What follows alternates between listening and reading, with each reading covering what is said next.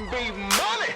There's no money in jazz. Okay. In jazz, there's no money. There's barely a budget to do the damn record, really. So it's like for the love. It's literally for the love. There's no budget because jazz musicians people don't buy jazz even before streaming and stuff. You know what I mean? Jazz was such a small part of the whole pie of music. You know, such a small part. So you don't make a lot of money in jazz. Jazz musicians weren't making a lot of money. There was a very few who could cut through and make a decent living. You know what I mean? You know, but other than that, you kind of like check the check and trying to figure that shit out. You know what I mean? Yeah. So it's really about gigging. It was really about gigging a lot, as much as you can gig. That's what it's about, and the love of music. But you know, after a while, you got some kids. So do you have within those deals though, the way they're structured, are they more artist friendly though, since there's no upfront money, or is it still a bad royalty rate? It's a terrible deal, bro. It's nothing.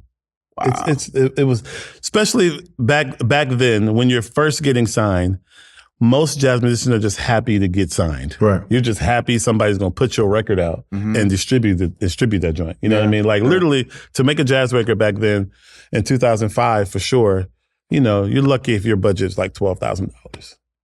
What? Maybe $15,000. I think it's my first budget. To make the album. To make the whole album. Because you make an album in like a day. And to survive. Maybe 2 days. And to survive too, though. That's all. That's everything. Too. Because you got to have gigs. That's why most jazz musicians, it's hard to rise to the top because when you do get a record deal, they don't give you money to sustain your life. They just give you money to make that record. So, and your record doesn't crack off at all of a sudden. You're touring the world. That's not how it goes. So you still playing sideman gigs with different other artists that already have gigs. You know what I mean? Trying to figure it out. So it's hard to become famous in jazz because people keep seeing you with other people as a sideman. That's like being an artist, but you keep having to sing background for these other people, but you are an artist too and you have a record out. Right. But if they keep seeing you singing background, it's hard for them to see you as an artist. You know what I mean? Ever. Like most people, that's a lot of people's way. You go through background. Everybody done it, but in jazz, you kind of never stop doing background stuff. Everybody plays with each other. You know what I mean? That's kind of how it was. I didn't want to continue to do that. You know what I mean? I wanted to say, no, I don't want to do that. So is there a different cachet when you walk into the jazz clubs like, oh, I'm signed to Blue Note? Yeah. That does give you a different... Yeah. Okay. Yeah. It's a validation. Absolutely. And for festivals and things like that, it's a big brother. Like, oh, you signed a Blue Note? Oh, okay, because Blue Note they have marketing money. They can promote you to a certain extent. Yeah. You know what I mean? The cool thing about jazz, though, is that it's global. Like you play, music too, yes, but the average R&B singer is not playing in Brussels. No, true, you're right. Right? But the average, or not, I won't even say average, the new or established, either one, can catch a gig in Norway, playing jazz. Yeah. Bro, I went to Europe I've been touring for years with other musicians and, doing jazz tours around the world since 1998. You know what I mean? When I started playing Maxwell in 2009, he used my whole band. Like that was when he came out Pretty Wings and all that. That was my band he was using. So I toured with Max, and on our days off, I would do gigs with my band. You know what I mean? Like, that's cool. Yeah. His first time going to Europe was when I was on tour with him, like in 2010. That was his first time going to Europe? First time. And you have been going to Europe since 98? I've been going to Europe for 12 years before that. 12 years. Yeah. That's crazy. Also because you have to think about it, sometimes it's the language barrier too. When you play instrumental music, there's no language barrier. When you're an R&B singer, it's all about what you're saying. Yeah. You know what I mean? A lot of times, and it's that. So I think a lot of people maybe get scared of that, or also you have to cut your teeth. You have to really tour places over and over again to build an audience there. You have to do that. People don't understand how important that is unless you got a record where it's like, okay, I could tour the world off this one record because it's right. Connected everywhere. Connected so much. Yeah. Other than that, as an artist, you kind of got to keep going to London. Yeah, unless you got Pony. Huh? Yeah. Unless you kick your career off with, I'm just a bachelor. Yeah. Like certain places, I know I can go and I know I can clear 4,000 people one show, 5,000 people one show.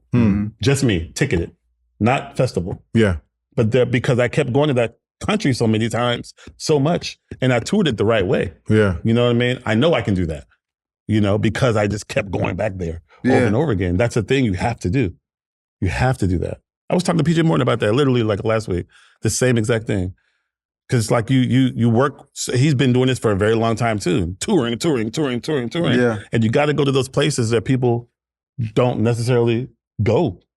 You have to And do sometimes you got to go at, out of your own pocket. Oh, 1,000%. Sometimes it doesn't end up being a fee. It just ends up being promo. Absolutely. Are you actually losing? Yeah, or you're losing. People don't realize being an artist, how hard being an artist is, because they think it's glamorous, but it's not at first, for sure. For the first few years, some people longer than others, but the first few years, I didn't make any money. I had to pay my guys in the band, and I needed to be seen at this festival. Yeah. So I got to pay my own flight and my own hotels. I'm making nothing, but I'm being seen. And you just keep paying to be seen. And you're betting on that. You're betting on that. So how were you surviving? I was surviving because I was, at that particular time, shout out to B. Cox. Shout out to B. Cox.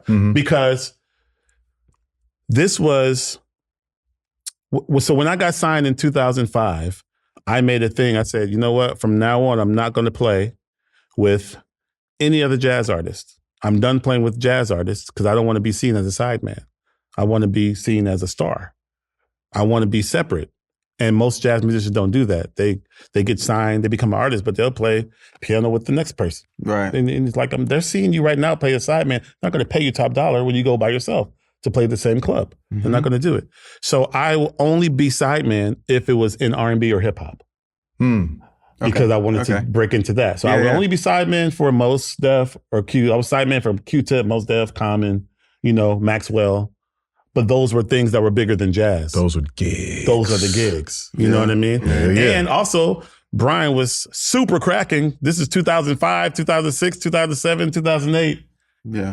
We lived together, by the way. So we had a spot together in New York, in Brooklyn. He was never there, and he paid the rent up. He would always pay the rent up a year ahead. It's always good to have the rich. It's always good to have the rich friend. But in high school, I was a rich friend. I paid for our lunch for 4 years. Like, you know what I'm saying? I picked them up and paid for our lunch for 4 years, and then when it was time, Hey, Robert, I'm really good with math. The lunch versus the rent. New York rent. Gas. New York rent. He wins for sure. No, he wins for sure. Brian wins.